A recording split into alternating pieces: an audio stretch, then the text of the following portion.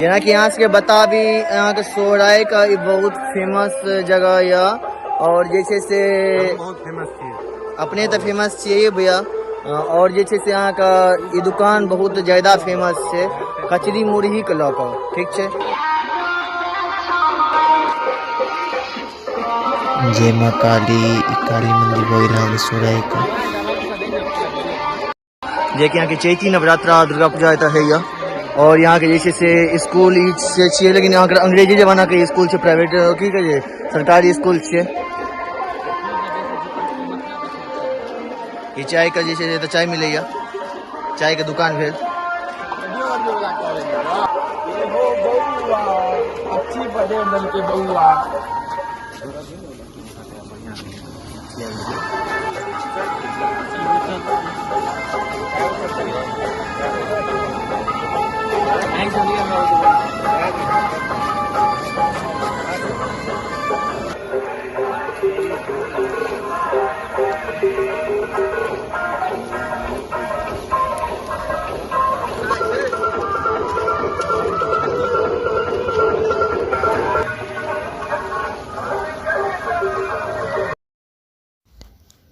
चलू इंतजार खत्म भेल जाइए चॉप छना रहल छै तो बहुत बहुत जल्दी एक जे से हम सब स्वाद चखबे हमरा सबसे नहीं जुड़ल रही।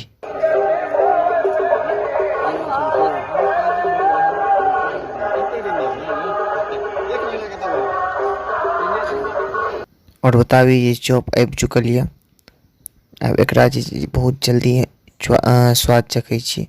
फिलहाल लेकिन केशव जी उठेले था और केशव भाईजी जैसे खेनाइयो से रोक दिलखिन चौके से पहले ये बहुत सुंदर केशव जी। जेना कि बताबी जे तो हम सब एखन चॉप लेलहुँ हम चॉप खा रहल छी और एकर स्वाद जे छै से बहुत सुंदर बनबै छथि बहुत ज्यादा नीक बनबै छथि तो एखन हम सब खा रहल छी। मुरही एखन हाथ नहीं लगेलहुँ कियाकि मुरही के सबके स्वाद सामान्य रहे छै सबके बुझल मुरही के स्वाद केहन होइ छै और एकर स्वाद भ जाइए तो एकर स्वाद बहुत सुंदर बनबै छथि। हमहूँ बहुत जगह छी पटना तक घूमै छी लेकिन हमरा एतुका जे लागैए से कतौ के नहीं लागैए बहुत सुंदर बनबै छै बहुत नीक बनबै छथि।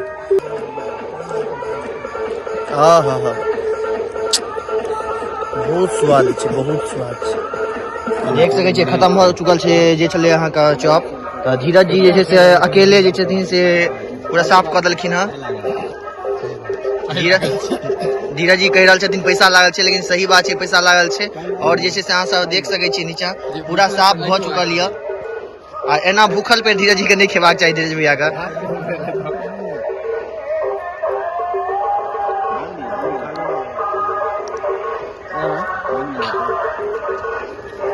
देख रहल छी ने केशव के चोरा चोरा के खेना है केशव भाईजी अहाँ एना चोरा चोरा के नहीं खइयो एतऽ हमरा बुझल छला धीरज जी एना खाइ छथि लेकिन अहाँ चोरा चोरा के देख रहल छी ना चोरा चोरा के अहाँ तहन से खेने जाइ छियै।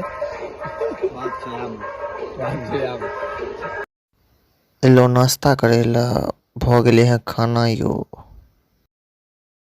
देख रहल छी हम हाथ धोइ लेने छी और बताबी जे खेलौं देख रहल छी ढेका रहबे लागल है खेलौं बहुत सुंदर लागल हम कहलहुँ ने बहुत दूर तक घूमै छी लेकिन एहन चीज हम जल्दी हमरा नहीं मिलत रहिए भरि पेट खेलौं ढेका निकलि रहल यऽ और जे छै से अहाँ सबसँ हम विदा लेल चाहब और अगर मौका मिले तो सोहराय में पोखरभिंडा के बगल में सोहराय यऽ और सोहराय में अहाँके दुर्गा स्थान छै दुर्गा स्थान लग अहाँके चॉप कचरी के दुकान छै अगर मौका मिले तो जरूर अहाँ सब आबी अहाँके पूरा फुल एड्रेस हम दऽ चुकल छी। अहाँ सबसँ विदा लेल चाहै छी। जय मिथिला जय मैथिली जय माँ जानकी।